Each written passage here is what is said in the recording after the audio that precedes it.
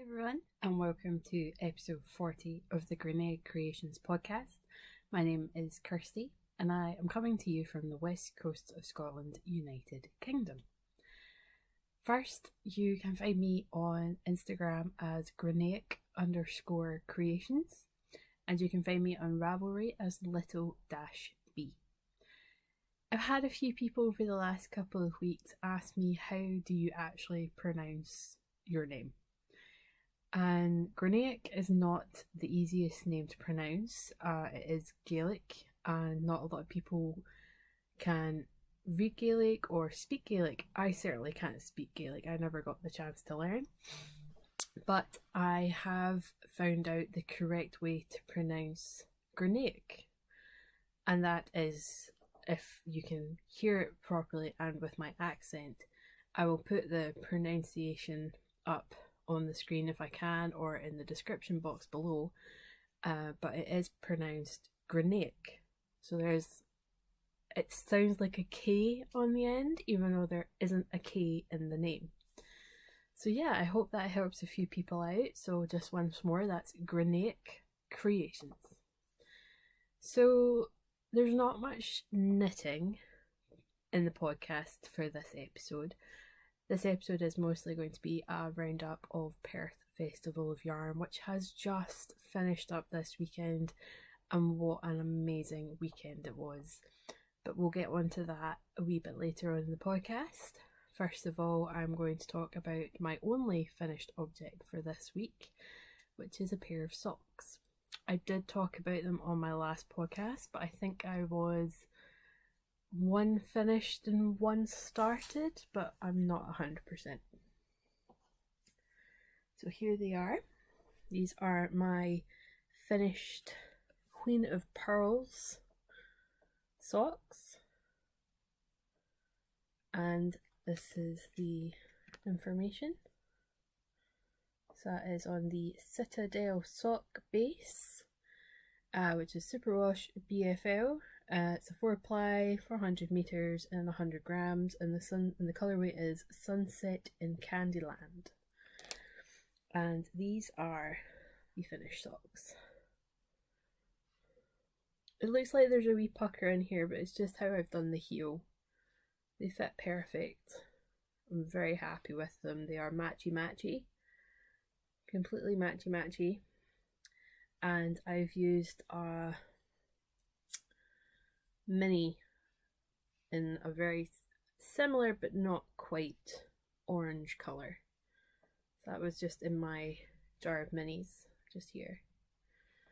So yeah, they're finished. I'm very happy with them. I am actually looking forward to wearing them. I know I said on the last podcast that they're not particularly colours that I would go for, but I really do like them and I can't wait to wear them. So yeah, once again, that is yarn from Queen of Purls, which is a Glasgow indie dyer. That was one of her birthday specials that she was doing.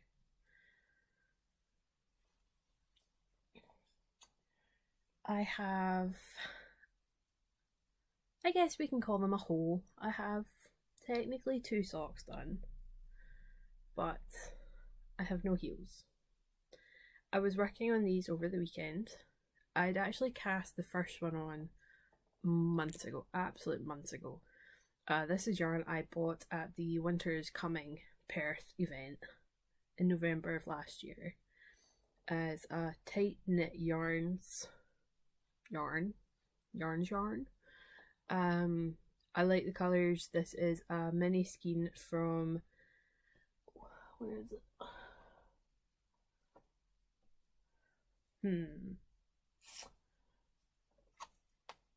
It's a mini skein from Easy Knits. It's just another one I have lying around.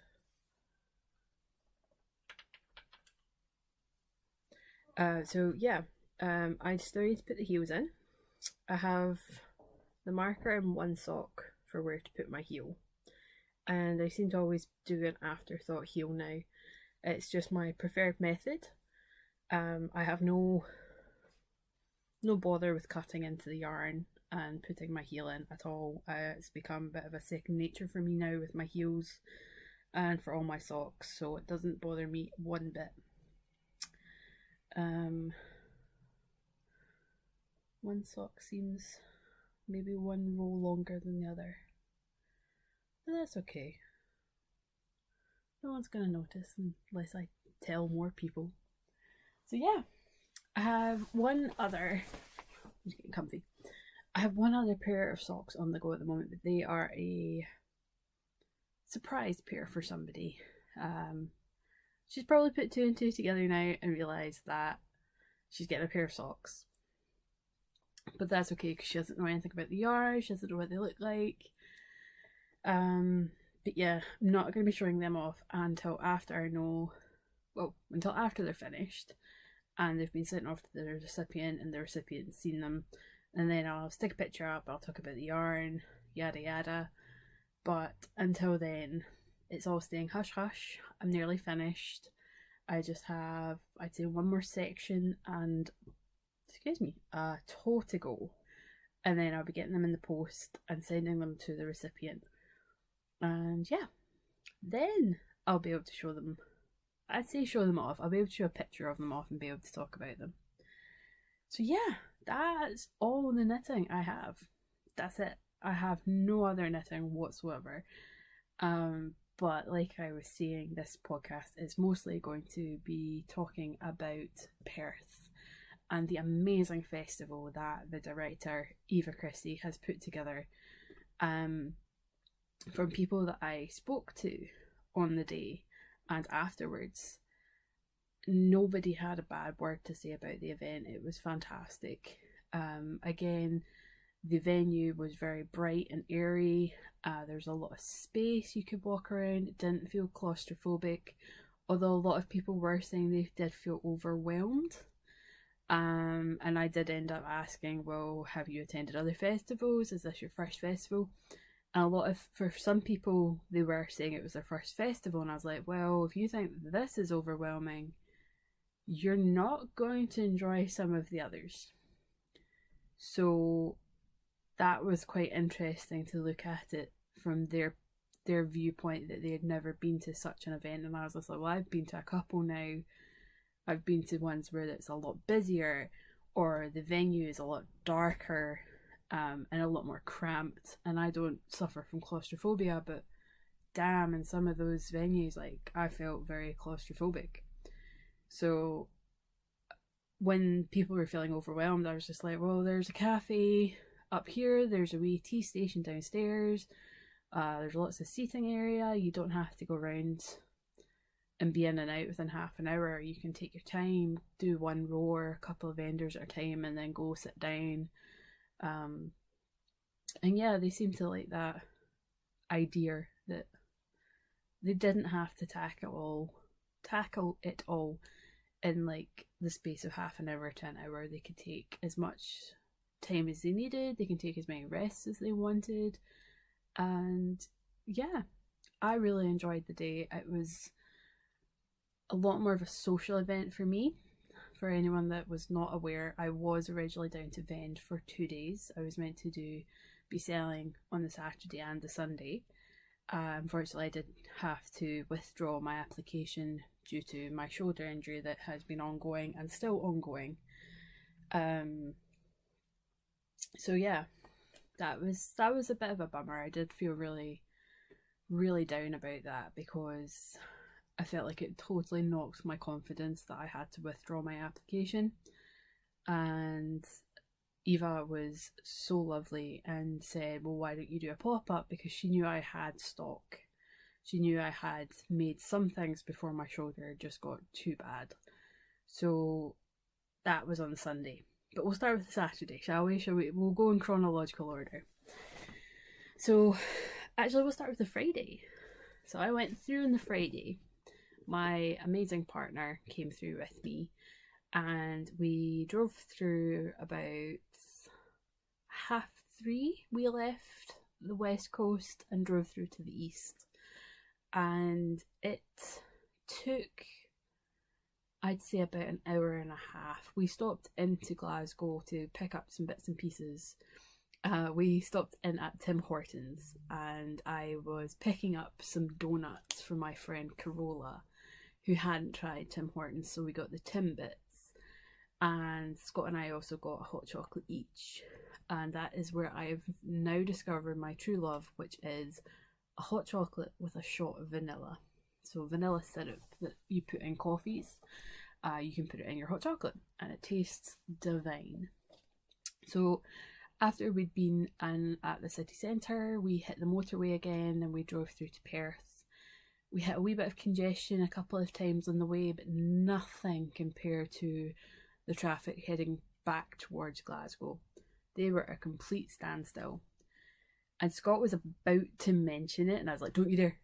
Don't even mention it, because the minute you mention it, it's going to flip and the traffic is going to be really bad on our side. So he didn't say anything. And we finally got to Perth. I was knitting on these socks in the car. And I forget to admit, I was getting a wee bit bored of them. I wanted to cast on some new yarn. I wanted to make all the things, but I was persistent. I stuck with them. Now I just need to do the heels. So we got to Perth and I decided that we should stop by the venue to pick up our lanyards, and then we would work our way down to the hotel. But first we got some dinner and then we stopped in at the venue, and I was greeted by my friend Aileen, that is the little bush baby. See, Aileen, I did mention you in this one. So I was stood speaking to Aileen for a wee bit, and then I was speaking to Eva, and then I was made aware that Shamika and Lise were in the main hall, so I pretty much ran at them, squealed Shamika's name, and then pretty much threw myself at both of them for a hug. So Lise I haven't seen for a year. I haven't seen Lise since PERTH Festival of Yarn 2017. And this was the first time I was meeting Shamika in person, so I was over the moon to see them. I also got to say hello to Carola and Diana, and is that it? Yeah, I think that's it. I think that's all that was there at that time. If I've forgotten someone, I do apologise, but I don't think I have. So then Scott and I made our way to our hotel, and wow, what a stunning hotel we were staying at. We were staying at the Beach Grove in Perth, and I highly recommend it. It was a phenomenal location. The owners were lovely as well, which makes everything so much better. I feel like I should be sitting and knitting. I can't knit on that sock. Right, I'm going to pause and get some knitting.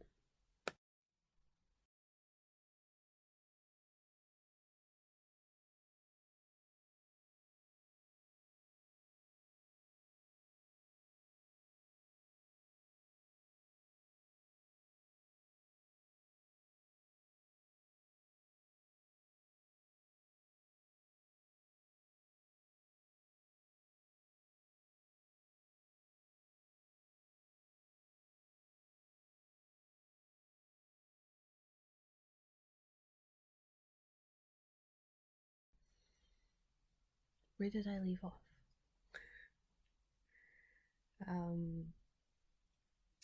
Yes, hotel. Hotel was lovely, and we got our stuff out of the car and we made ourselves quite comfortable. But before we knew it, it was time to get ready to head out to the gin flight night. And Eva couldn't have arranged a better social night for us on the Friday. We had such a good laugh. There was a good mix of us, people I had never met before, people I had met before, and it was a great night to just socialise with like-minded people and friends. So they had 3 gins for us to taste, and shockingly enough, I don't remember what any of them were apart from the Dundee gin that was mandarin flavoured. Now, I don't remember not because I was drunk, but because they didn't really... Well, they did talk about it to begin with, and I'm going to insert a clip round about here. Which is the Percy, it's a nutty old Tom. That's their best one. And Old Tom gin is so called. It was popular in the late 1700s, early 1800s. It's not as dry as a London dry gin, but it's slightly sweeter than the Dutch Genevieve gin. And it's called Old Tom because of during the laws to cut down on people drinking too much gin in England. Certain pubs would have a tomcat, a wooden tomcat, above the door of the pub, and there was a little place where you could put a coin. Put your coin in beside the tomcat, and the barman inside through a lead pipe would pour you out some gin. Thank you, Google. And we have Strathern Heather Rose gin, which I like. That's really nice. That's from Methven, just down the road. All right. So each of them come with various garnishes. A lot of gins these days all come with different garnishes. Some are manufacturer recommended. So basically we're going with just marmalade gin, orange. We're going with the Old Tom. We're just going to put a raspberry into there, just allow the sweetness out. And the nice people from Strathern have given us some rose petals. so that's little some orange zest and little rose petals for that one. So I think we might start with the gin. Yeah. John T, will we start with the John T one? Yeah. We'll start John T, no problem at all. Alright, so basically I'll just pour some gins. I'll think you can come up, collect them. I've got slimline tonic, you press slimline tonic to regular tonic, and obviously there's a few people that may not want gin but prefer something else. Please come and see me after I pour the gins, we'll be able to sort that out. Right, so before I actually... You have growing up mocktails, so like proper adult drinks, with the gin.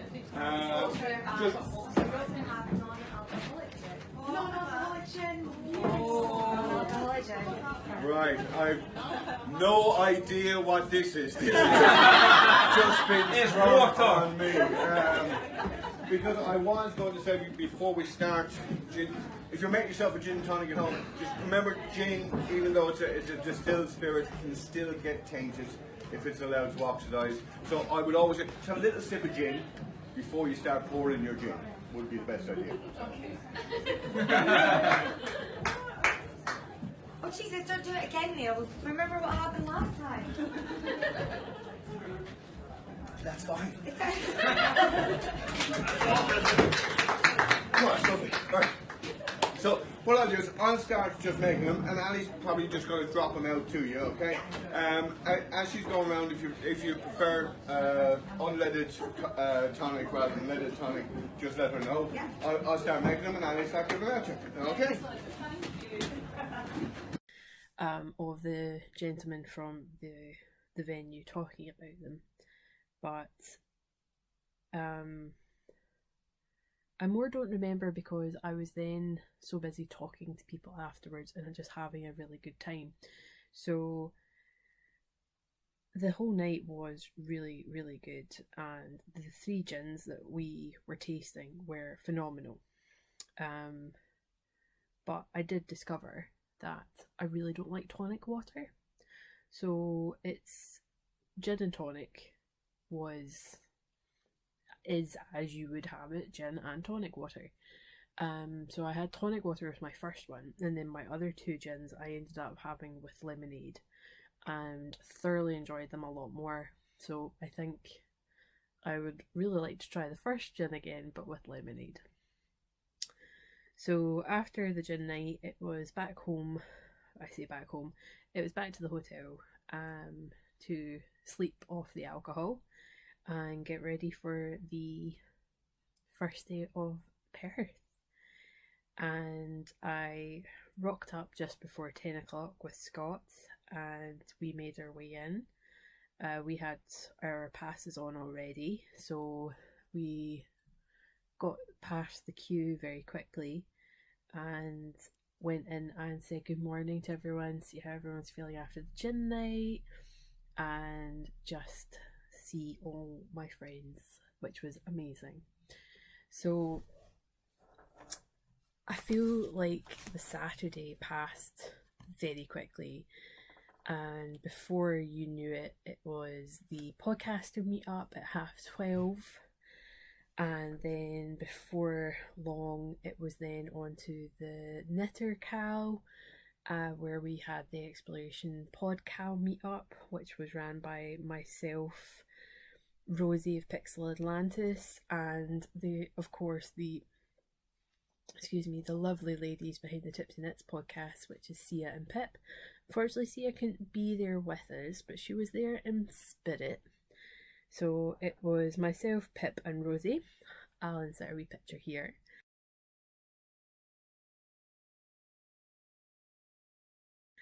And also insert another picture to show all the attendees of that podcast.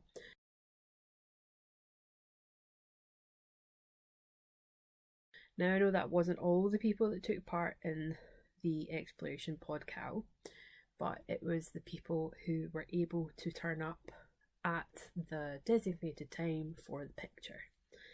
So that was lovely to see so many exploration stations in one meeting, picture, whichever you would like to put it. So that was really nice. And then it was back off to the hotel again, where I was hoping to take a nap because I was pretty tired because I didn't sleep very well the night before. And then I had to get ready for the meal that we were having at the station hotel. So I didn't really get my nap, which I'm okay with. I got a wee bit of shut eye and just got off my feet for a wee bit. I seem to have split my stitch. So I got to get off my feet for a wee bit, have a wee lie down and a wee chill, and then Scott was kind enough to drive me up to the station hotel. He didn't come to the meal. He was at the gin flight night, but he didn't come to the meal, and that's purely because he has celiac, so he can't eat anything with wheat or gluten in it. But also he's just a very fussy eater, so even if they could cater to his allergies, shall we put it, he is just a really fussy eater, so he probably wouldn't have enjoyed anything on the menu anyway. It's very difficult to take him to restaurants, but it does mean we get to source out new interesting places. So he didn't come to the meal, but oh my goodness, what an amazing meal it was.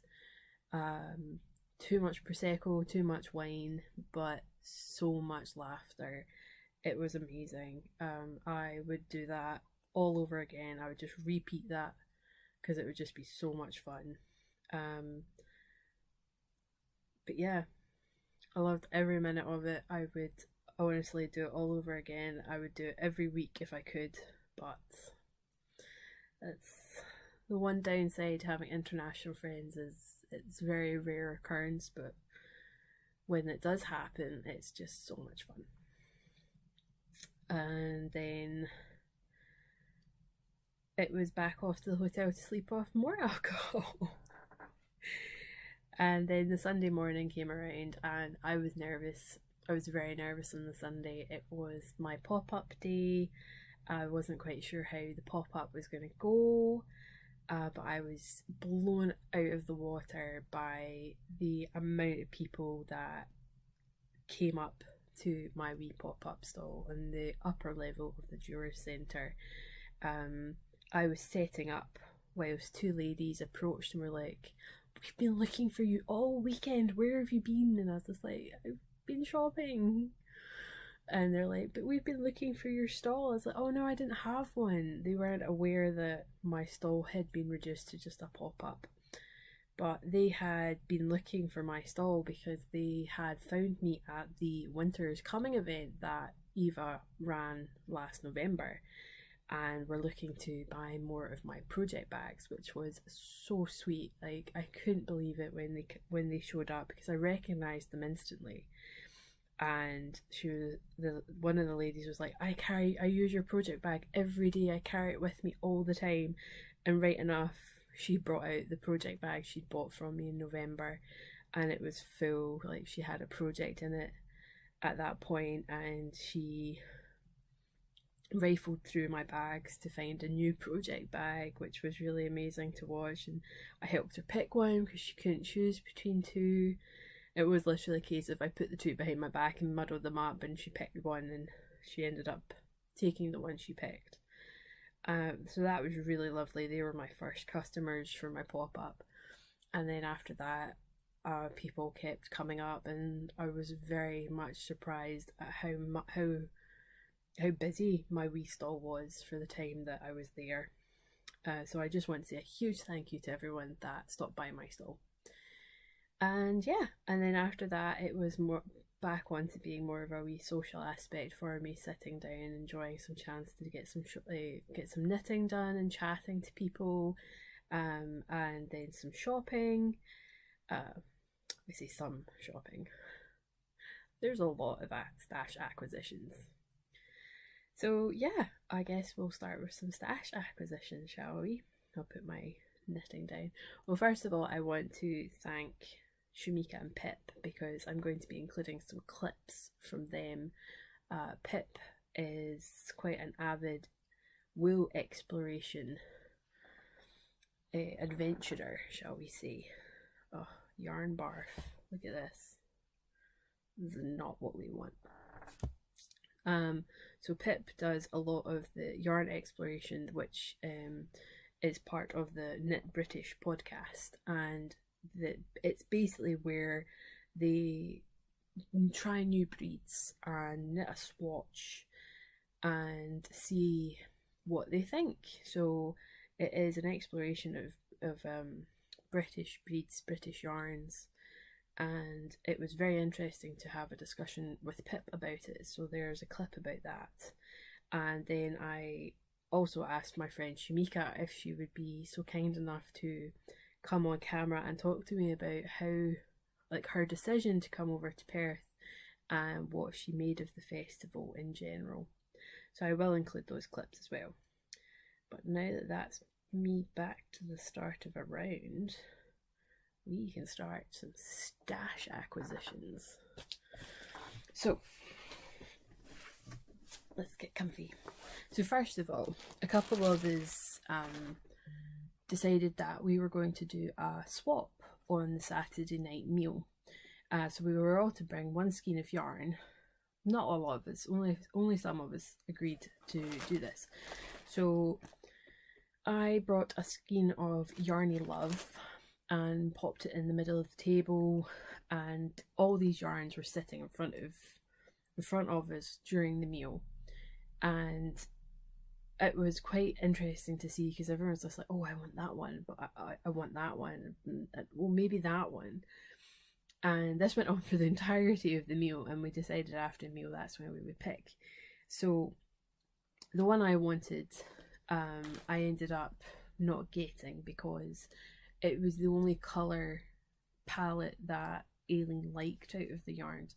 So I was just like, well, if no one else minds, I think Aileen should take this one, because none of the others are what she would like. So I ended up taking this. So this is a sock blank from Trellis, and it is on her Chronospace, which is 75% superwash merino, 25% nylon, and it's 420 meters in 100 grams. I think it's a double. So yeah, it's a double knit sock blank, so that would be perfect for 2 at a time socks, which I don't mind doing. It's not my go-to sock method.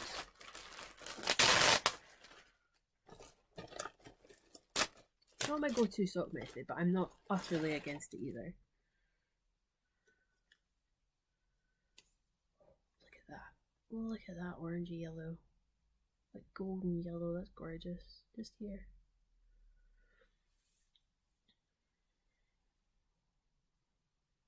So these are going to be stunning 2 at a time socks. I really do love that yellow though. I think if I can, let's see, this is where I'm going to be unraveling from.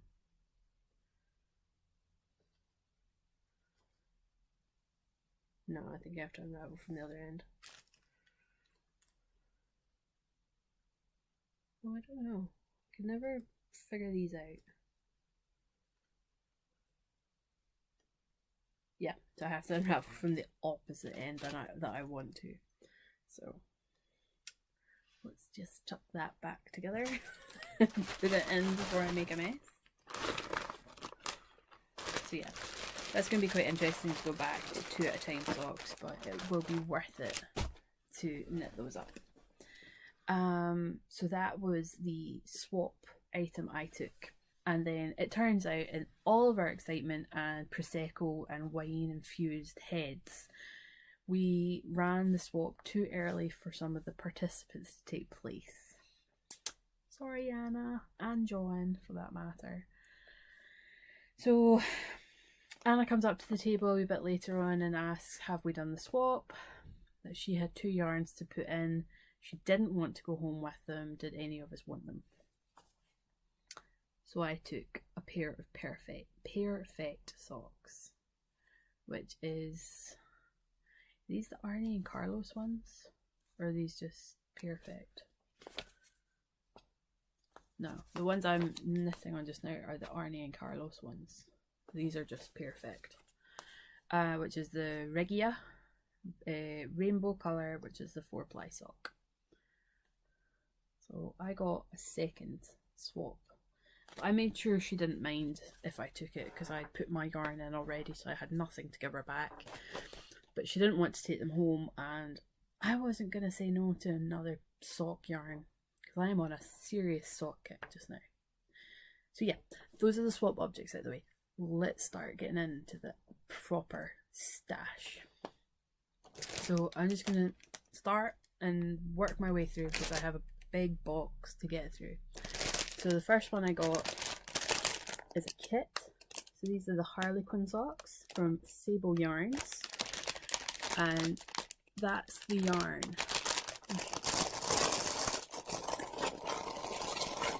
Twinkle, twinkle, twinkle. So that is the yarn.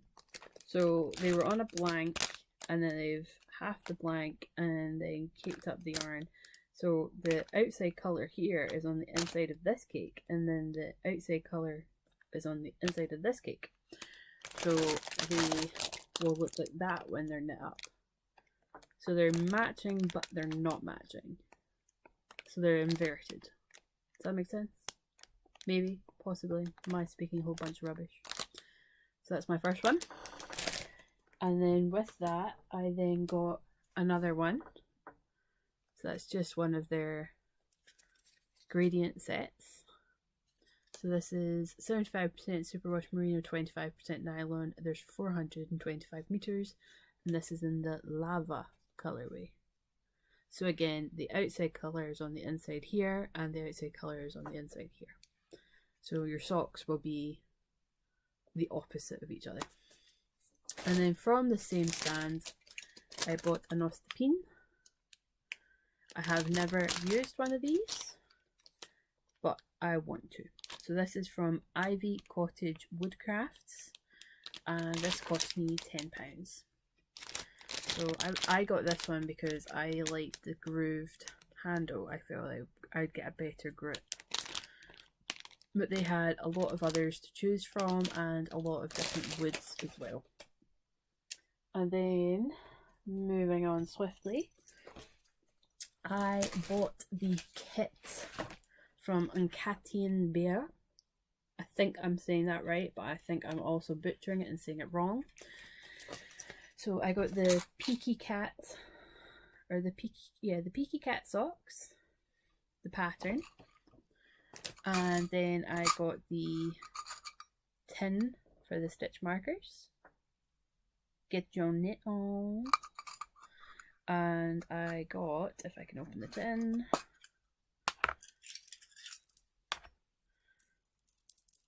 the amazing cat stitch markers. I love these. I think these are fantastic. They're not for everyone. If you're not a cat lover, you're probably going to hate them. But I'm a cat lover. So those are in the tin. And then I got the Sinister cat bag. I did put the label on the back of the bag because it goes, "Knit me."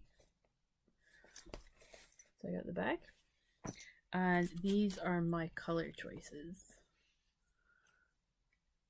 I love them. I can't wait to knit them. So this is in the Socks Yeah DK. So these are going to be my first DK socks. I've never knit DK socks before. And these are on the super fine, super fine. Let me start that again. 75% fine superwash merino wool with 25% nylon. It's a 50 gram skein and there's 112 meters per skein. And I've got it in the Achius, the Inamwai, and the Tartus. Or Tartarus. Yes, Tartarus. I'm going to be giving it Aileen a good chuckle with how I say things. So that was that acquisition. And then I got, trying to pair things up. It's not going to work. Okay.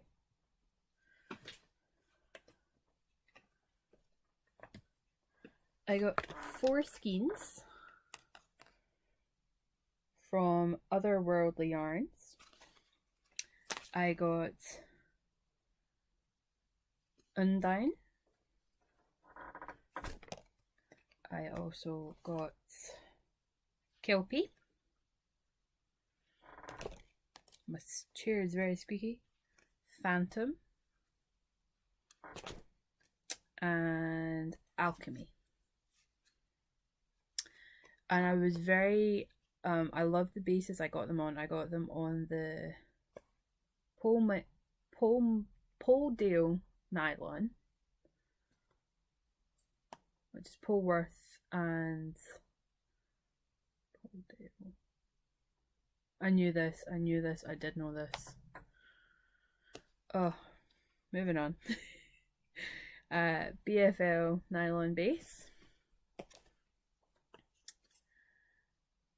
Poledale and nylon, and I think this one's Poledale and nylon as well. Yeah, Poledale and nylon. Love this one. Carola has had this a couple of times up on her Instagram, and I could have got it from the website, and I could have got it about 2 months ago, but I wanted to get it at Perth, so I did. I just love this. See this flash of neon green, and then just all the other colours throughout it.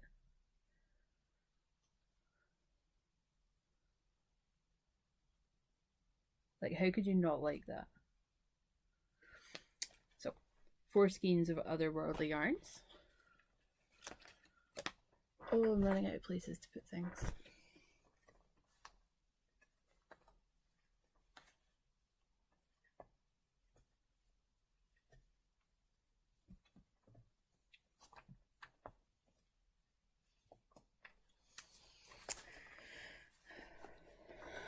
Five skeins from Lovebug Yarns, 2 of the Unicorn Mane, which is in our platinum sock, which is superwash merino and nylon. I also got her platinum sock in Witch's Brew. There's a hint of green in there, if you can see that. And then purples and magenta and black. And then I also got the Knight's Watch, which is this lovely black sparkle. And then I also got Cold Lava, which is on her sparkle sock, which is 75% superwash merino, 20% nylon and 5% stellina. So this is gorgeous. And then I got 3 skeins from Dye Candy. This is the Perth colourway. which is named Panic on the Streets.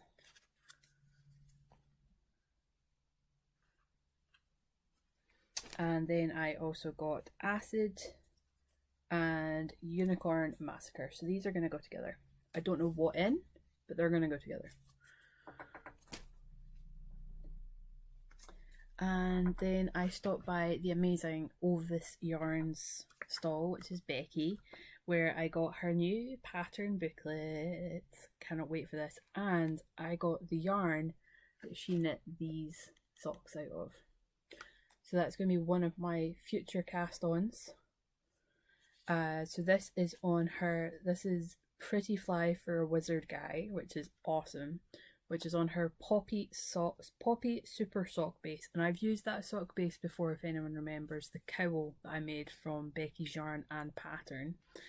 And the Poppy Super Sock is 80% British BFL and 20% nylon.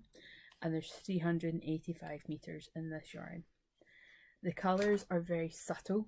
Its majority is a grey base, but as you can see there's some yellow and green, and then some oranges and blues, and some pinks there as well.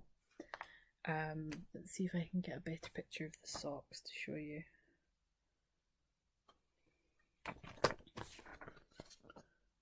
There you go.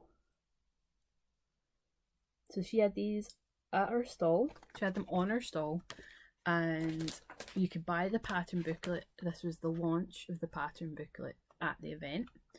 There's 3 pairs of socks and a shawl. Or is it 4 pairs of socks? I think it's 4 pairs, sorry, my bad. 4 pairs. So that's those there. Just don't want to give away too much information. There you go. And then I had to get the Perth colourway from Stranded Dye Works. So that's 80% superwash BFL, 20% nylon, and the colourway is Equinox, 365 meters, and this is on her Fjord base, but I know Amy has now changed all the base names. So this is the Perth colourway, which I think could be paired quite nicely with the Dye Candy Perth colourway. But that's just my personal opinion, that those two go very well together. I got 4 50-gram skeins of the Caithness Croft yarn, which is in partnership with Bearded Shield. So this is 50% Suffolk and 50% Beltex. It is a very sheepy yarn. I've seen the swatch and it knits up so nice, and once it's blocked the yarn just blooms. I'm going to be dyeing 2 in one colour and keeping 2 in the natural colour. These will be coming mittens. I'm going to try and work on a pattern design for these, or maybe even a hat project, but I'm not sure. I have quite a sensitive scalp, but I think these would go amazing with mittens because the yarn just blooms out, and it would just it's not felting, certainly not felting, but it fills out all the spaces and would just keep you so warm. So these are destined to become mittens or a hat project. So those are going to be awesome. And then from Cookson Craft, I had a lovely chat with Claire. I'm just going to check. Sorry, my phone went off. I had been having a lovely chat with Claire on both the Friday night at the gin night and then Saturday during the day at the festival. And then on the Sunday, poor girl, like I don't know what happened. I just talked and talked and talked, and she just listened to everything I had to say. So bless her for not telling me to shut up, because I wouldn't have blamed her. But whilst I was talking, I was looking at all her stuff, and I just happened to see these, and I was just like, are these meant to be together? Like, because she literally behind them, she had them separated. And I was just like, are these meant to be together? Like, is this a mistake? And she's like, no. And she told me the story that one of her customers had requested some Hufflepuff colours for, I think it was a sweater. But she only needed 150 grams of each. So sorry, my phone keeps going off. So she ended up putting the other 50 grams on the stall. And I seen them, I picked them up, and I was just like, oh, they feel really nice. The colours are beautiful. I'm not a Hufflepuff, but I love these colours, and I'm still going to knit them into something stunning. So this is on the 60% superwash merino, 20% nylon, and 20% superfine alpaca. It's 2 times 50 gram skeins, and it's 2 times 200 meters. So there's plenty in here for a pair of socks. So I reckon these are going to become colourwork socks. Not just, one yellow with contrasting red heels, toes and cuffs and the opposite way around. I think these have to be proper colourwork socks. What do you think? Isn't just those colours, the saturation and the colours in general are just stunning. So yeah. And then I also got this beauty. Now, Claire did tell me, yeah, she told me how these were dyed. So this is actually naturally dyed, but I can't remember how she dyed it. I want to say madder root. I don't think that's right. She told me, and I should have paid more attention, and it wasn't that I wasn't listening, it's just we talked about a lot that day. So this is in the Bally Slipper colourway. It is 100% super soft Scottish lamb's wool, and it was spun by JC Rennie. In the 100 grams I have here, it's 500 meters. I reckon this has to become some sort of shawl. I don't know what shawl, but I feel it has to become a shawl. So that was my purchases from Cookson Craft.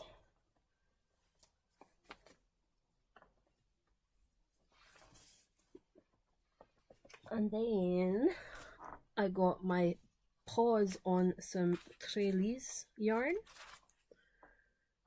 Oh wow, that's doing some interesting things to the camera. It's very bright.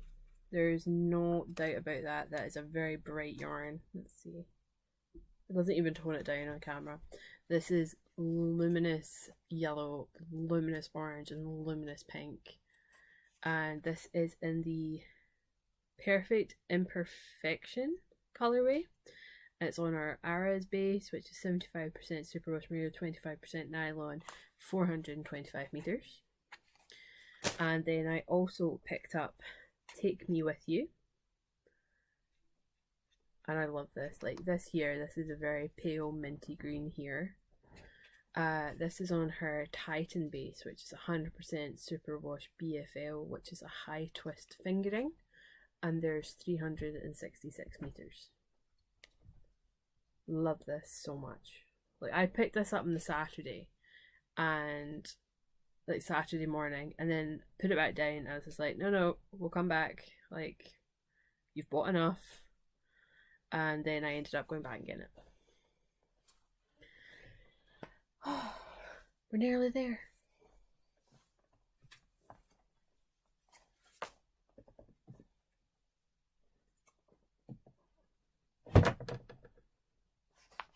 Okay, we'll start with the minier skeins. So, oh no, skein down. I stopped by Sunshine's stall, which is My Mama Knits. I love Sunshine, she's lovely. I got 2 of the Addy 9-inch circular needles from her, and I got these mini skeins. So I've been told that under a dark black light these will shine. Like, these are going to show up. So if I wore these, like, picture being in a club and having UV on you. Yeah. Apparently they're going to, like, be UV. So I got these for contrasting heels, toes and cuffs for my socks. And I got these just because. So I got mini skeins. And then I got more mini skeins from Rusty Ferret. I feel like I'm missing. There we go. So I got some more mini skeins from Rusty Ferret. And I had originally picked up the Eldridge colorway on her DK base. And the reason I know that colour name off the top of my head is because 2 of my friends are totally obsessed with that colourway. Looking at you, Pip and Aileen. And I wanted one for myself. So I picked up the Eldridge on a DK base, and then another on the DK base. It was mostly white with some purple and blue speckles, or, you know, splashes. But I put them down when I seen these.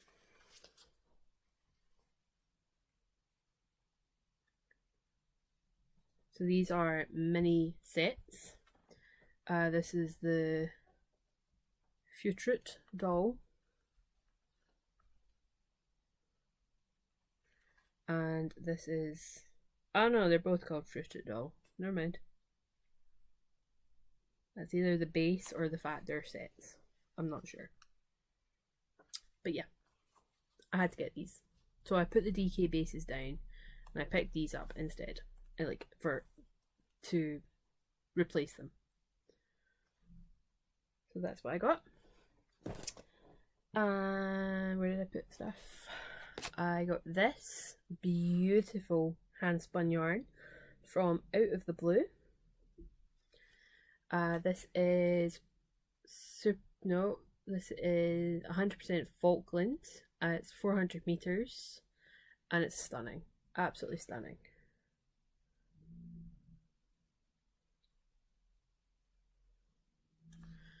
And then I have 2 more things to show off. Well, technically 3 more things to show off.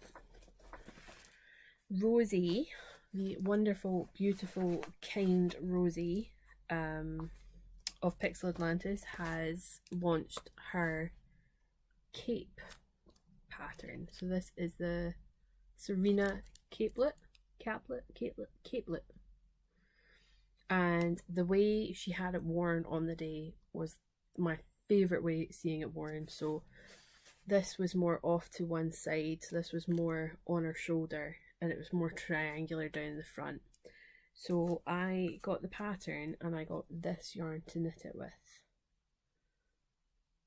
So this is her twirled 4-ply base, which is 80% superwash mayo, 20% nylon, 365 meters in the lime sorbet colorway. So I think this is on her ice cream base, her ice cream colorways, sorry.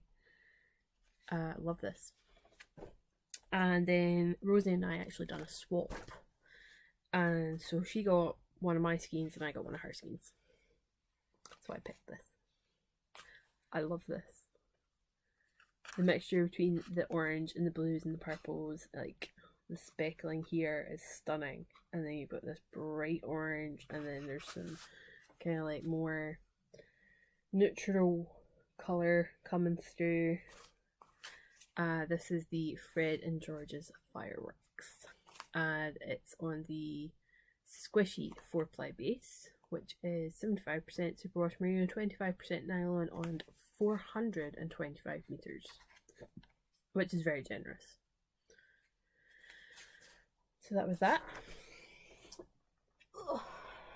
And then I got a Sealy McWheely art bat. How stunning is that? So this is the Merino, British, BFL and Angora. It doesn't have a colourway name. So I think that's absolutely stunning. So it's in teals and dark blue, and there's a lot of Angora fluff coming off of it. A little bit of Angelina sparkle, but I think that's transfer from something else. So yeah, once I'm back up and spinning, this will totally be spun. So now that everything's out the bag, or out the box, and I have to try and get everything back in, but there are just a couple more things that I got. So this is yarn from the Springfield farm. I got the grey and the yellow. I got it in the 4-ply base because I felt I liked the DK, but I feel like I could probably double this up. So I got it on the 4-ply base, which is 350 meters. It's 100% pure Leon sheep wool. So that's that. And then my last two things are some bags. This was a swap. So Ellen and I done a bag swap. She got one of mine, I got one of hers. And then I also went to her stall and purchased this beautiful bag, because I can't say no to some unicorns. And I love the fabric as well. It says Born to be Wild. So that's a drawstring.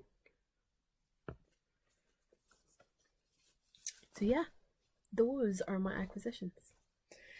I found it really quite funny when I went on Instagram and I posted a picture of my acquisitions, and who was it that replied back saying that they thought Hutch from Dye Candy's stash was quite impressive, but mine kind of won the award for being the biggest stash from Perth. I found that quite hysterical.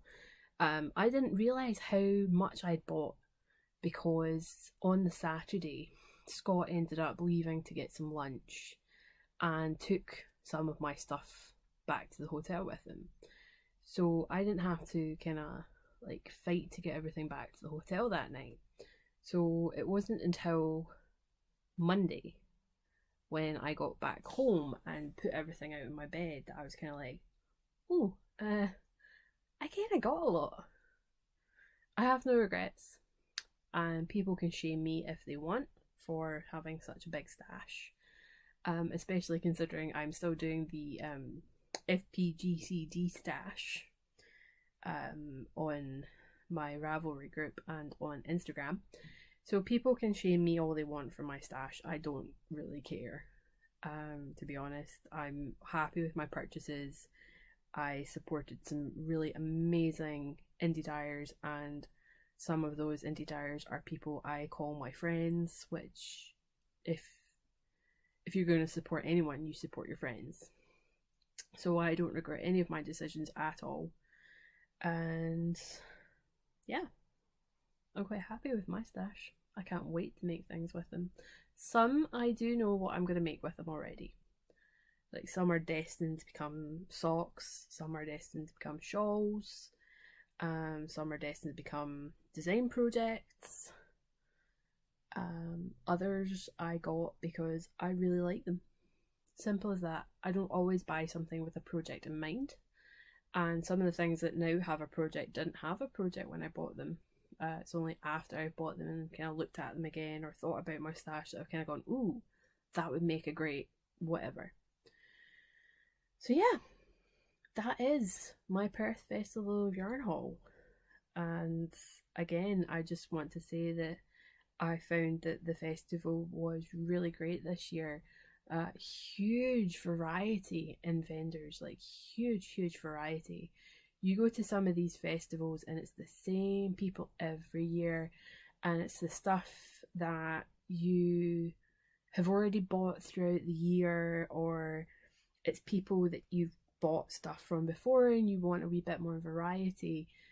So this was a festival for bigger names and new dyers as well. So you had the likes of Dye Ninja and Woo Sheeps, and the Thrashing Barn was there, and you had Ripple's Crafts and Aileen Clark Crafts. I don't know what she is. And then you had Love Bug yarns, Otherworldly yarns, Trelease, Pixel Atlantis. So, you know, it was the perfect mixture between bigger names and up and coming indie dyers, which I think is amazing. More festivals need to do that. More festivals need to open the doors to local, independent, new dyers, because people have to start somewhere. They really do. They have to start somewhere. It's the same as when you're fresh out of high school and college and you need a job. You have to start somewhere. So I think more festivals need to realise that we don't want to go to festivals for the big names every year. We want new people. We want variety. And that's exactly what Perth gives you. Perth gives you variety. It gives you the chance to shop and sit down and be social and enjoy the experience, because that's what it is. It was an experience. I would do it again in a heartbeat. I would be a vendor again in a heartbeat. I would do all the social events in a heartbeat, like every single one of them. The gin night was fantastic. The venue was really nice because it was a private function venue, so that was nice. And the meal, the food was delicious, absolutely delicious. Like this, I got the soup, the steak pie, and the sticky toffee pudding. Split another stitch. Why do I keep doing that? So yeah, the food was stunning. There was Prosecco, there was wine, there was soft drinks for the people that don't drink. The atmosphere was just amazing. It was such a good giggle as well. And then, I don't know, it's just the atmosphere was just, for the full event, not just the social aspects of it, but the full event, the atmosphere was just so welcoming. Everyone was so kind and polite. I didn't have any issues in those aspects. So yeah, if you're on the fence about coming to next year's event, I think you should just go for it. Jump in at the deep end and just come along, and I doubt you'll regret it. It's as simple as that. And in no way is that because I'm 100% biased, because I am 100% biased. There's no doubt about that. But I'm not going to tell people to come because of that. I'm telling them to come because it is one of the best festivals I've ever attended. So yeah. So just put that on out there. I am 100% biased because it's my friend that runs the event, and she put so much hard work into it. And it was my friends that were vending as well. So 100% biased. I hold my hands up and I say that. But I also say it in the sense that I have attended other festivals. I've gone to Willfest, I've gone to Edinburgh, and this is definitely the best event I've been to. So yeah, I'm going to insert clips from the festival and my talks with Pip and my talk with Shamika. There's a wee added bit where I managed to grab Eva for 5 minutes, and I'm going to insert some pictures as well. I hope you like it. The podcast is a wee bit longer than normal, but I guess that makes up for the lack of knitting that is in this podcast. There's a couple more things I just want to talk about, a wee bit of admin and some life stuff. So the admin is that the FPGC D-Stash is still going on. So this is a D-Stash being ran by myself and Marcus of Fiberpunks. This D-Stash started on July 1st and is running until December 31st. And it is basically a D-Stash to use up stash that could be 1 week old, stash that could be 3 weeks old, or stash that could be 6 years old. It doesn't matter. It can be acrylic, it can be 4-ply, it can be DK, it can be whatever you have in your stash. It's done on a points-based system. For every 10 grams of yarn used, you get 1 point. This is all explained over on my Ravelry page, which you can find under Grianaig Creations Podcast. You can also find some more of the rules on my Instagram page. On the wall on my Instagram, quite a few scrolls down the page. I'll repost the rules though, just to refresh everyone. So yeah, that's going on, and you can double dip in quite a few D-stashes. I know Hannah of the Corner of Crafts is having a D-stash as well, so you can double dip in hers and mine, or ours, because it's myself and Marcus. And then I have been made aware of the PERTH cast on. Let me just get those details up, because I only just got wind of this today. So this is being done by Pip of the Tipsy Knits podcast. So on Saturday, you have to cast on something that you bought at Perth and use the hashtag PerthCastOn. Also use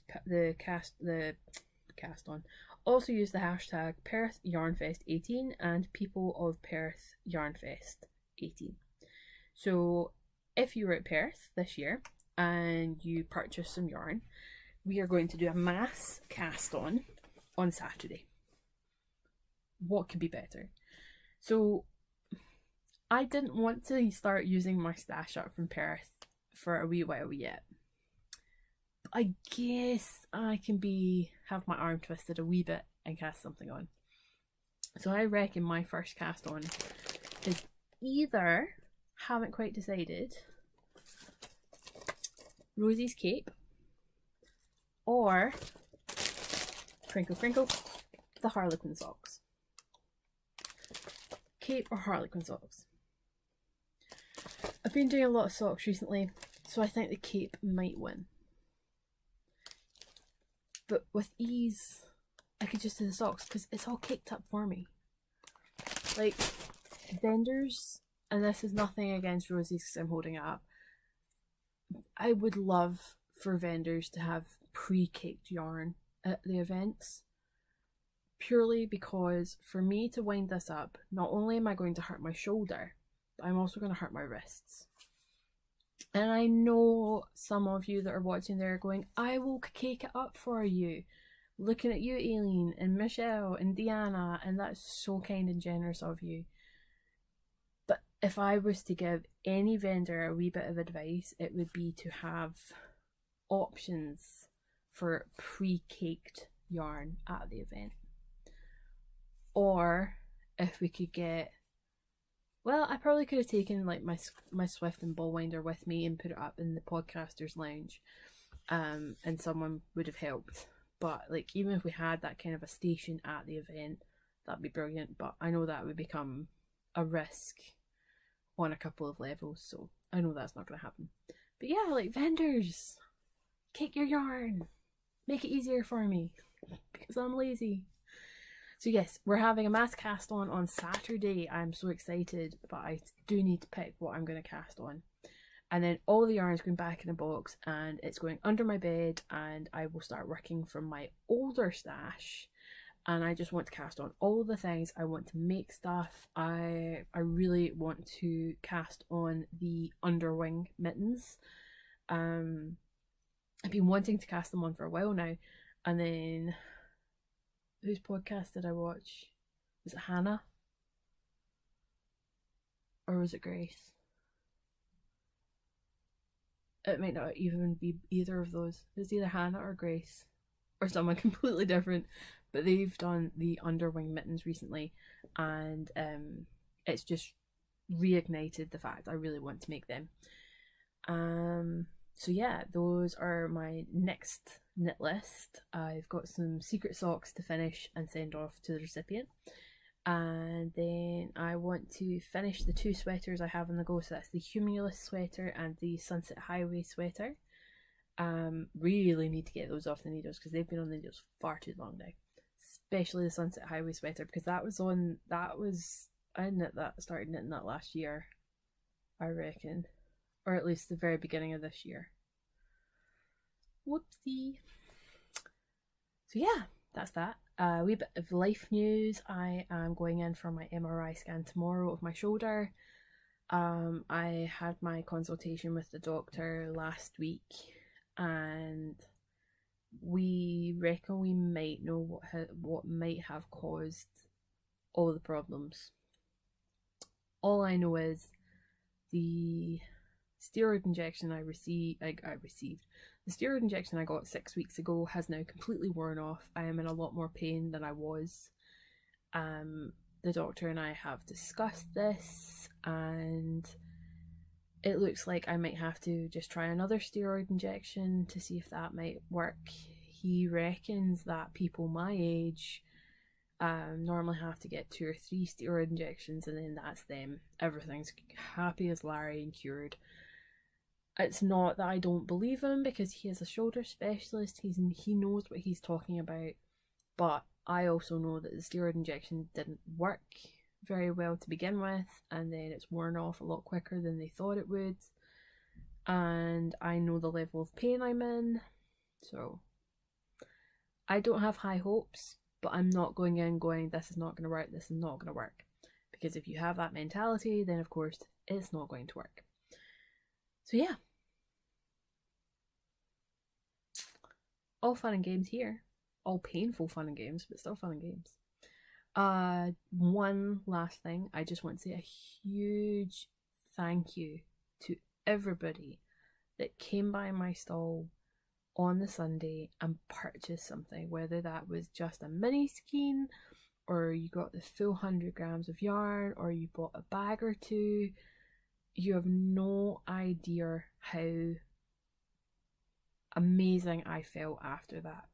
I wasn't expecting many people to turn up, because it was out the way of the main market.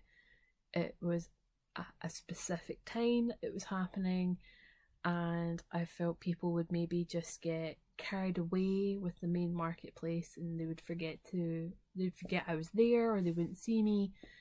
But I was blown away by the number of people that stopped by. And I knew my bags were more popular than my yarn, and Sunday just confirmed that. So I'm going to continue to sew bags. I'm going to be having an Etsy update.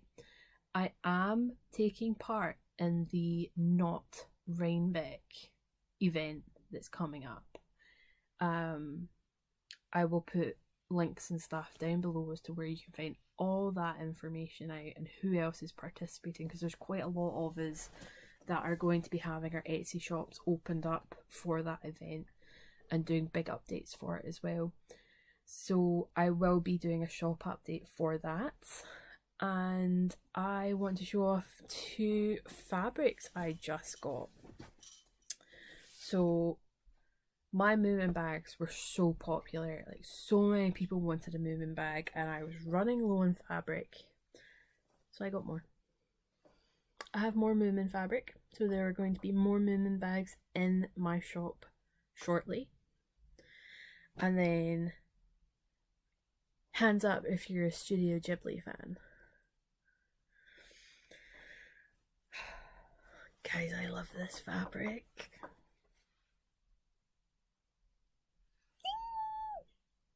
So you got Totoro, one of the wee dogs from Spirited Away. You got Soot Sprites. You've got the oh god, the names totally escape me. But how amazing is this fabric? So hands up if you're a Studio Ghibli fan. These will be in the shop. Oh, sorry, I just can't stop looking at it. I'll shut up now. Thank you so much for watching my podcast. I hope you have enjoyed it, and I hope you enjoyed the footage from Perth as well. Please feel free to leave any comments down below, and feel free to follow me on social media and come join the Ravelry group. I hope to see you there. Thanks again. Bye.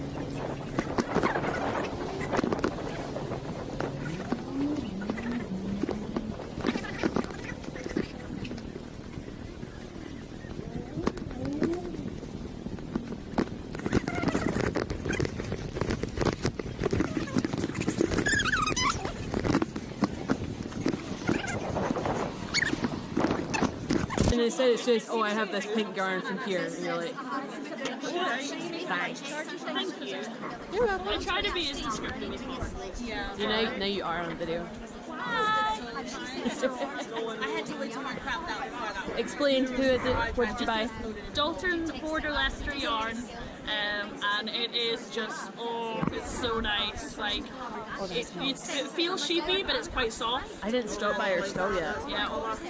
I still need to go do a second round. When it blocks, it's incredible. In fact, let me get out my. The three of you are now on camera. That's my colour. It's just Thank you so much. the Dalton Border Leicester yarn is just incredible. Oh yeah, you brought your bunting. I did. Oh, thank you.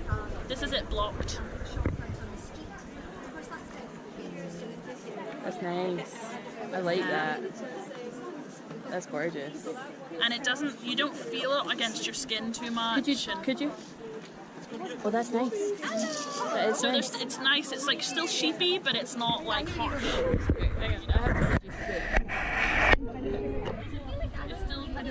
It's still sheepy, but not too harsh.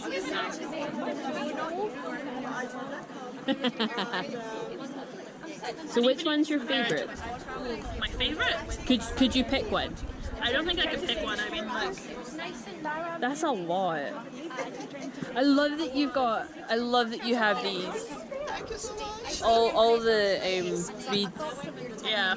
That's I brilliant. was trying to figure out a way to label them that was going to be waterproof so that I could label them and then block them.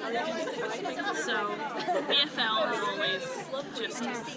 Oh my god, it's so soft. In terms of like the more kind of sheepy ones, I don't know if I could actually choose. Word bowls. Oh, that's that very. Isn't that really expensive one? No. I'm not sure. This one is Black Welsh Mountain, which is really weird. It feels like Velcro when you knit with it, but see if you were wearing that like as an outer layer, it's super waterproof. I couldn't get it to soak the water. You're kidding. Like, it was crazy. Is that because of the lanolin? I think so. Cotswold's quite nice and a bit kind of halo on it. It does actually. I can see that halo from here. The Manx Lockton, that's what Louise from Knit British is doing this month. That looks almost felted. Oh no, that's the Castle Milk actually. Yeah, the Castle Milk. It looks almost like it's felted. Did you like? No. It's just literally just blocked in cold water and pinned out. That would make excellent colour work. Wensleydale. Oh my god, it's so soft. Now this one that I'm about to do is the one that you just cannot wear this against your skin. That's Hardwick. Oh no. No, I don't think I could. Yeah. But it's fun to knit with and stuff, but I couldn't wear that. And I can wear everything in this pile except that. White-faced woodland. It's quite nice. It's quite dumpy. Oh wow, very squishy. Very, very squishy. That's slightly deceiving. Yeah. What's this one? Dorset. I really like Dorset. It's really nice to It knit looks with. very thin.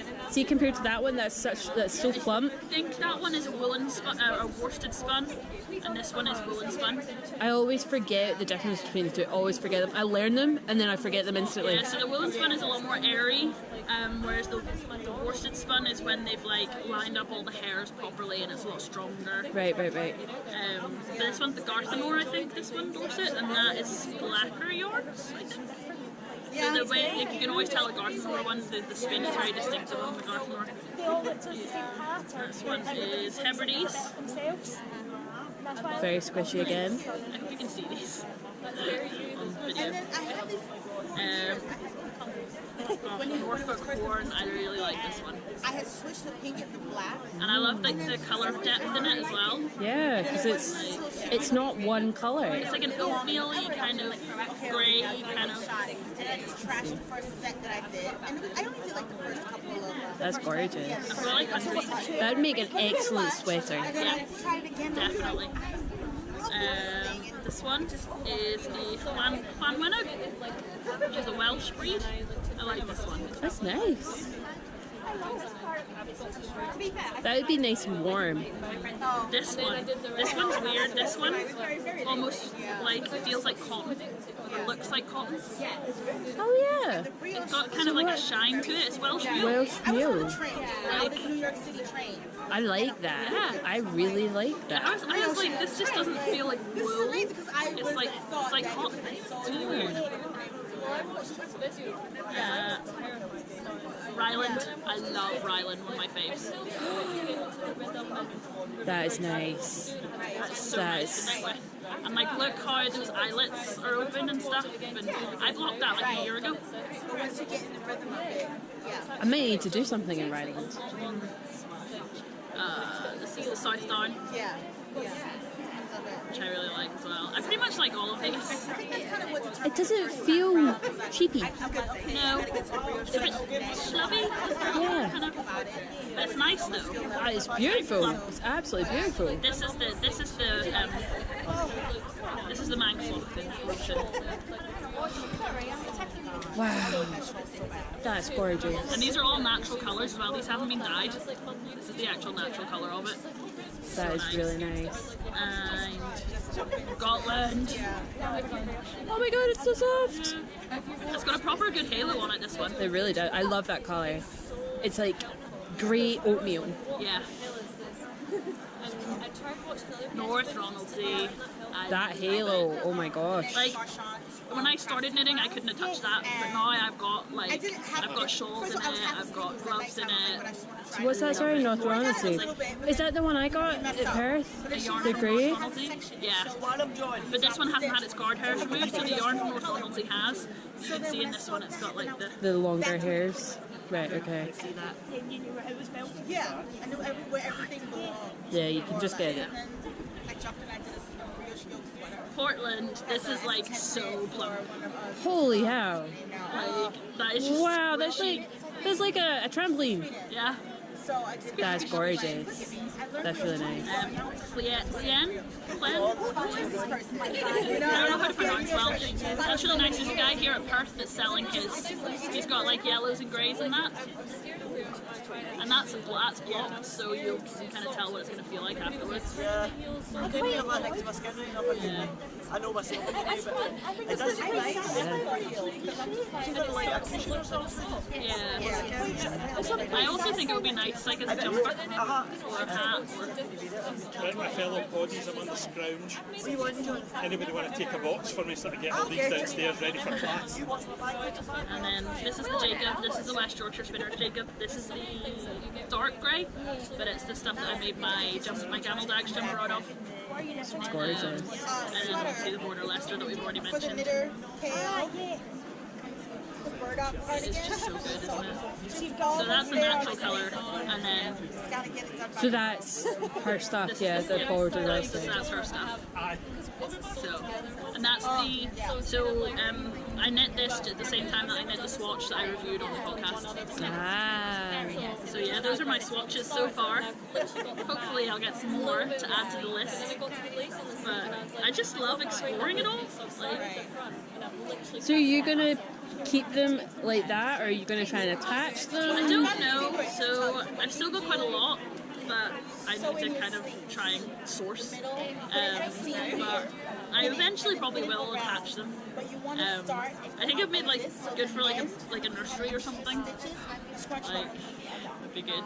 So that way it doesn't Make sure that, you know, maybe We can it's teach them surrounded by young. wool. Exactly, teach them young. So, but I just love the variation in the colours and things as well. I know, I mean, like, just look at that. Like, you could totally try and do it like tonal, like gradient wise, if you were to hang them together. Yeah. But I want to try and get as many colours, I want to try and get all of the British breeds, Yeah. and then I can bring them to shows and stuff. These are easier to transport than the full squares. They're not as bulky, so So is it only like British sheep you're going to be covering? British breeds. British breeds. So it's just from the Knit British wool exploration, breed exploration. But I just really liked it, so I kept going. and it's been an education for sure. But a And you've good got one. all these in your, like, your notebooks and stuff like that. And Yeah, and I keeping- feel I've got them all in Ravelry, so if any of you want to go and look at the notes, I've done like full testing notes for them. At my Ravelry is Ramsey Baggins.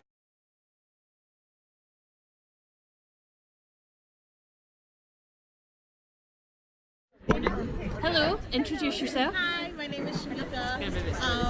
You can find me on Instagram as Mika Mika Shop. I also have a YouTube channel, and my YouTube name is Midnight with Mika Mika. So I am here at PERTH Festival of Yarn, and this is my second time in Scotland. I came to EYF 2 years ago, and I missed it this year, and I was so sad. I was like, I'm never missing a trip to Scotland again. So here I am. So I was going to ask, Yeah. like, was it all of us that brought you here, or was it the festival, or is it a bit of everything? It was the festival, and I felt as if since I went to EYF, I've told all of my friends from America about it, and all of them came here without me, and I was very heartbroken. And I had the worst possible day at work that day. Like, everything that was supposed to work just didn't. Oh, man. And I had to just, like, find a way to make things happen. But then I was like, I'd just rather be knitting right now. I want to be in Scotland knitting. Exactly. So I said, I'm never missing a trip to Scotland ever again. So here I am now. And school is done. Work is done. I got the time off for work. I don't have to think about it. It's all about this sweater right now. And here I am. So Tell them when you started your sweater. I started this sweater, was it 18 days ago? Yep. And I was in the middle of doing my exploration station. So I had to knock this out. I did the last part in about a day and got the bind off done by watching one season of Insecure. It's an HBO show. It's very funny.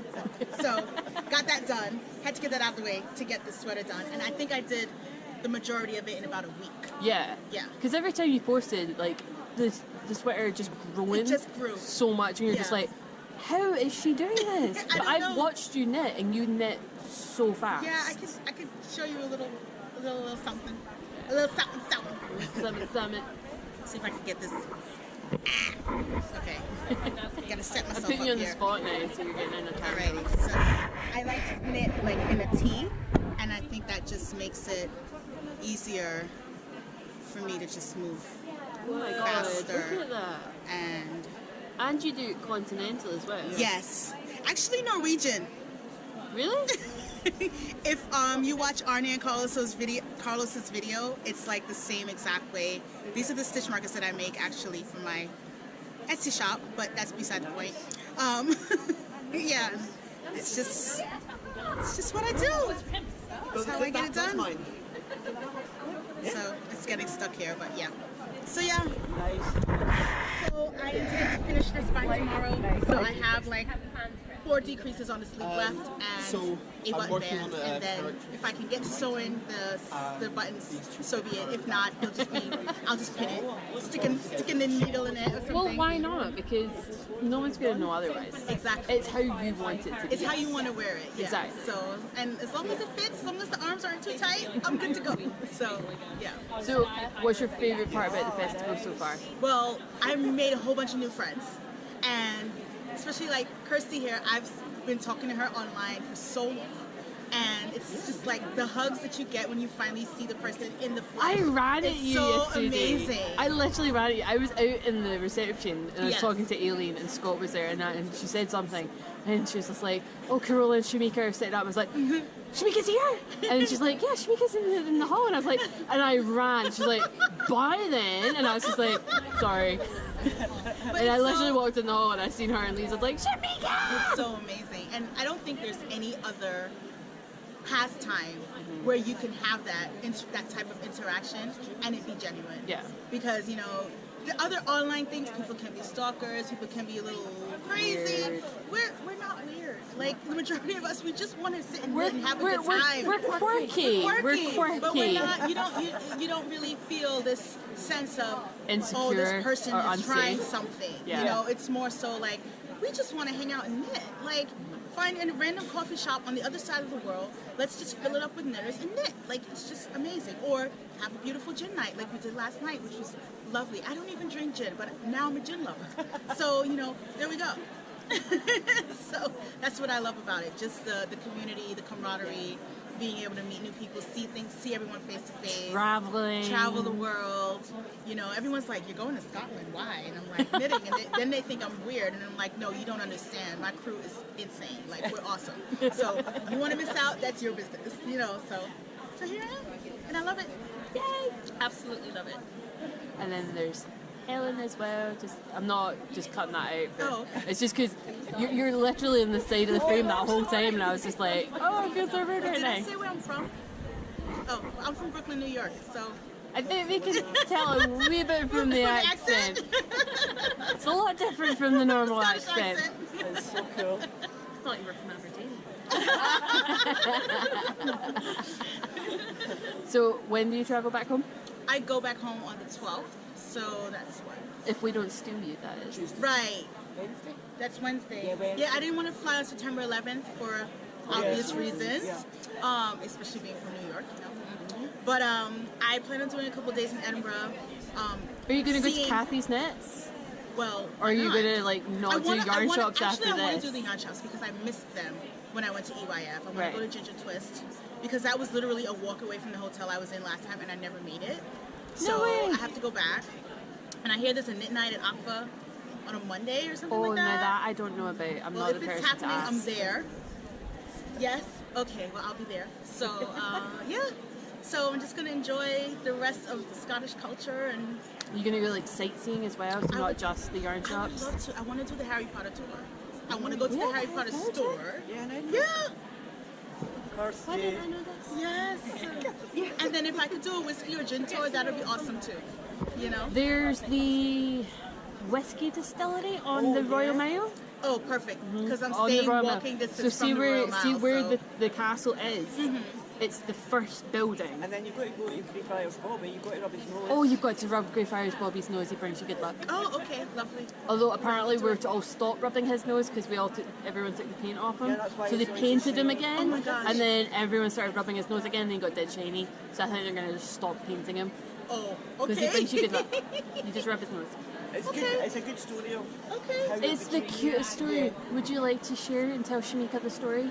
Would I like to share the story of Greyfriars Bobby? It's about a wee dog in Edinburgh a long time ago, and he's like a farmer's wee dog, a Skye Terrier, and when his master died, then they buried him. He got the keys of the city of Edinburgh. He's the only dog to ever get the keys of the city of Edinburgh. And he lay in his master's grave every night. He sneaked into the graveyard. There's a film about it, it will break your heart. And he was there until he died, and then they put a statue of him. And is it the bottom of the Royal Mile somewhere? It's off the side. Yeah, it's off the Royal Mile. But there's a wee statue of him. He's a wee Skye Terrier, and it's quite a famous thing. Lassie, if you remember the dog Lassie for the film? Yes. They done a film with Greyfriars Bobby with a Lassie. Yeah, they did. Cute wee thing. Yeah. So you've got to go and rub his noses, so it brings you good luck. I'll check it out. You just see this statue of a dog, and it's all black, and then it's just a silver nose, where everyone's just going up and just going on his nose. It is cute. I've done it. Like I've walked every time I walk past Greyfriars Bobby, I go up and rub his nose. I definitely have to find it. So there you go. And it's right beside the National Gallery of Scotland too. Oh, that place is brilliant. I love that place. I haven't gotten an opportunity to go, so yeah, there you I can go there. Yeah. So you don't even leave Edinburgh, there's so much So to the do. only thing I've seen the castle, and now the crown jewels are not there anymore. So yeah. I don't we understand couldn't be trusted with I them. don't understand how that got away because I couldn't even take a picture of them when I was there last year. No, you're not allowed to take cameras on that. You know, it's not. The room is like it's so secure, but I don't understand. Well, I don't know how the professionals got rid of it, but whatever. Maybe it was the door. I just know how to knit, that's all. And that's what we love you for. Because you put us to shame with the jumper. Because I don't think I've met anyone that's knit a jumper on DK. Is it DK? Mm-hmm. Quicker. Well, because you knit your carbeth in a week. 8 days, but that was chunky. That was Exactly. Whereas that's DK. I have done a sweater for Rhinebeck in, I think it was 9 9 days. It was color work, fingering weight.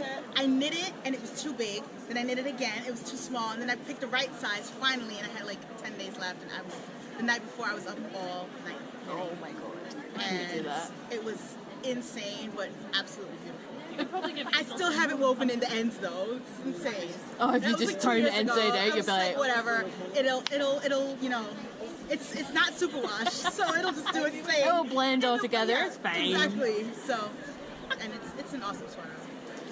Well, thank you very much. You're very welcome. I enjoyed the conversation. So did I. And thank you for coming over. Oh, of course, anytime.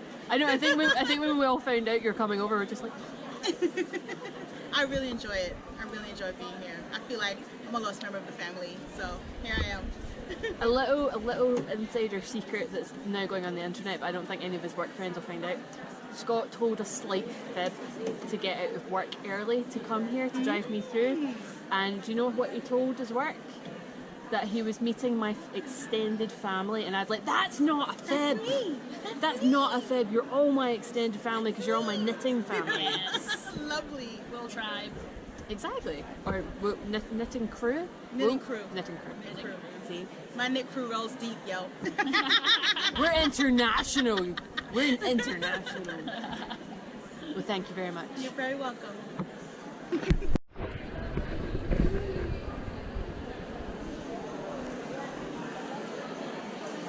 Huh?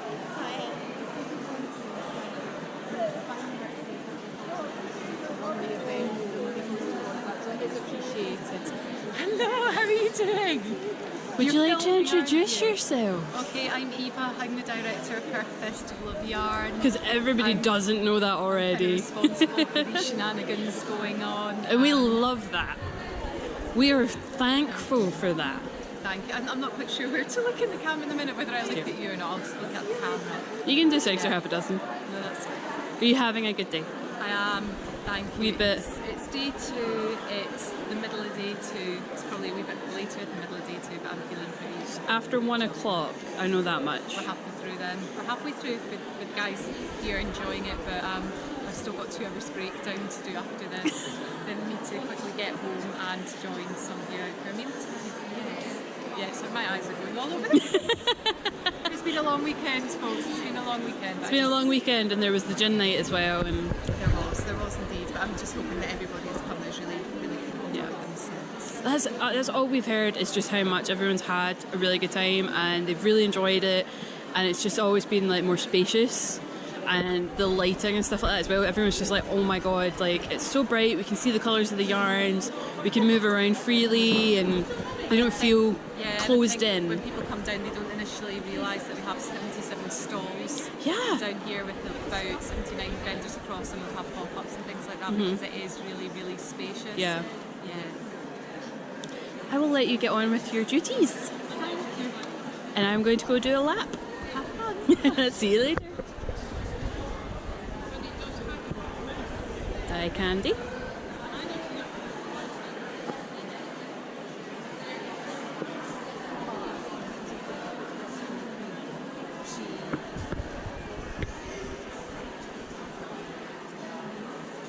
That's so cute.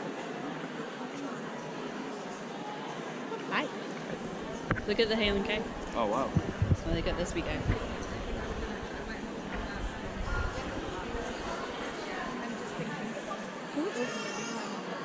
It's falling over. He's drunk.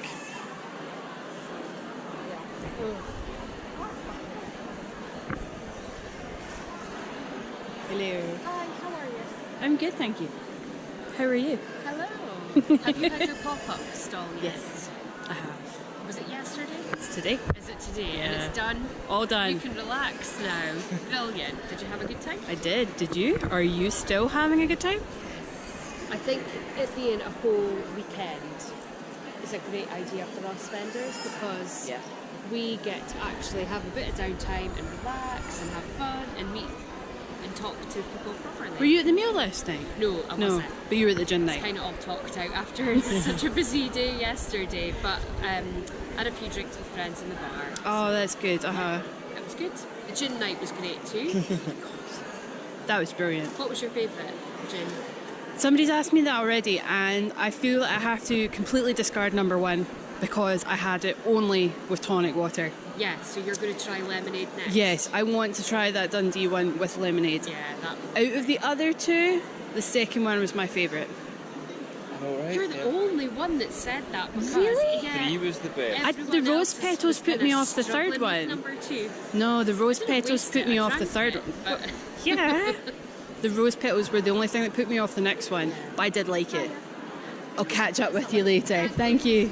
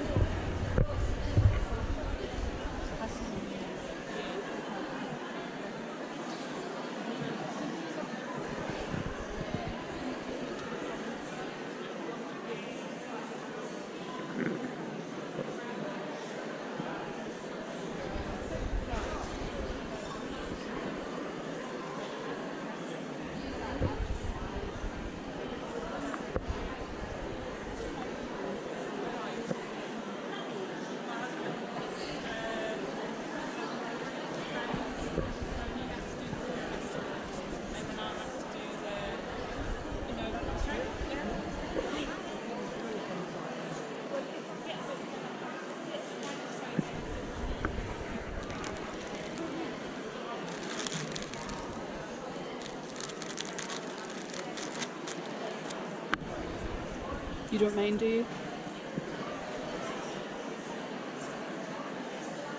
It's just like a big rainbow. It's so colourful. It's brilliant. Oh! I think that's why she stood up now. You got me. I'll come back after a film.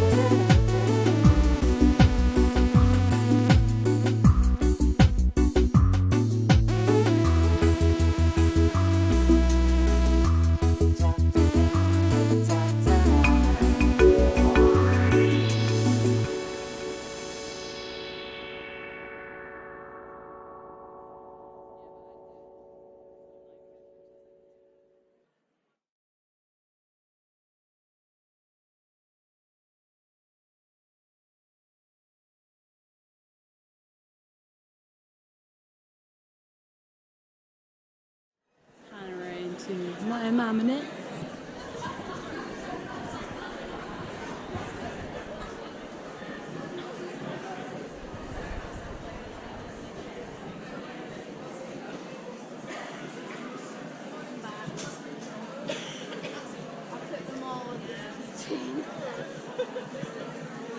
And I'm getting only two. I want to make it all the way around. I've restricted myself to two.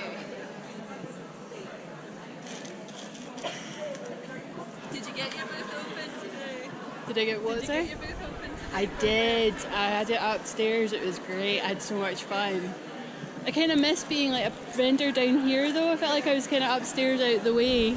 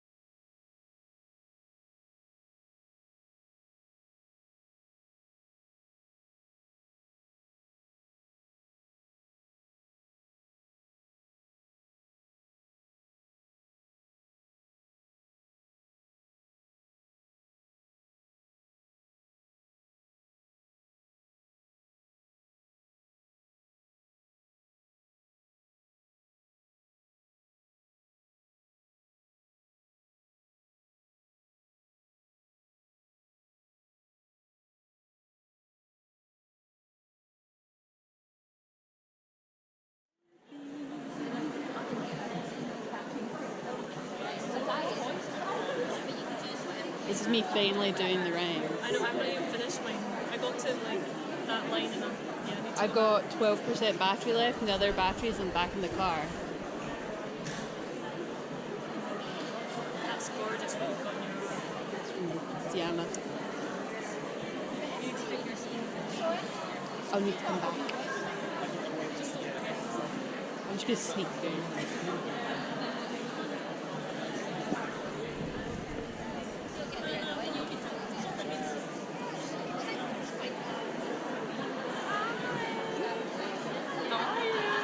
I'm good, thank you. How are you? Good. Holding on. The colour is giving you all the power. Of course. I got like 11% battery left and I was just like, the last of my film is going to be you guys. And I'm providing you weapons. I know.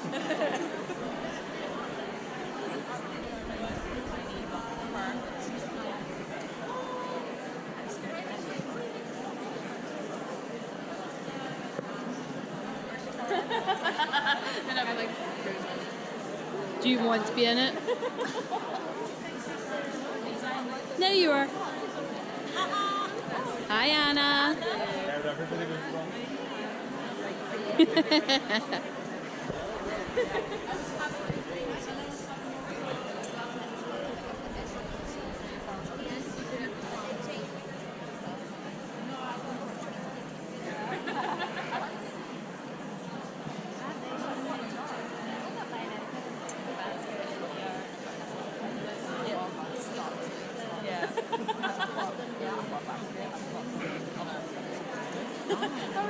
I'm good, thank you. How are you?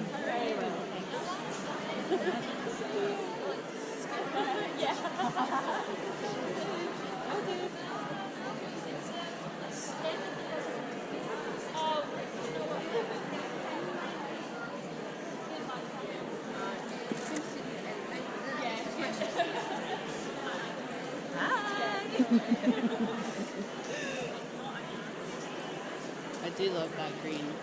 Yellow, green. What are we calling that again? Have you seen the name?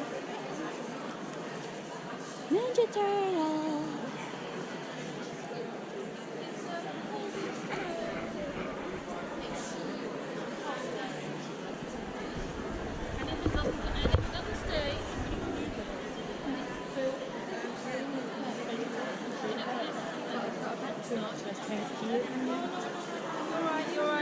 Oh, sorry.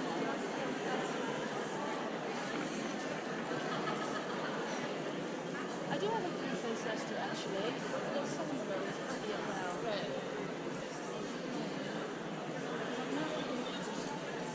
Yes, and I'm feeling it in my hands. No, I am knitting with it actually. Okay, you're right, don't worry. Okay. Hi, Christy. Hi, Christy.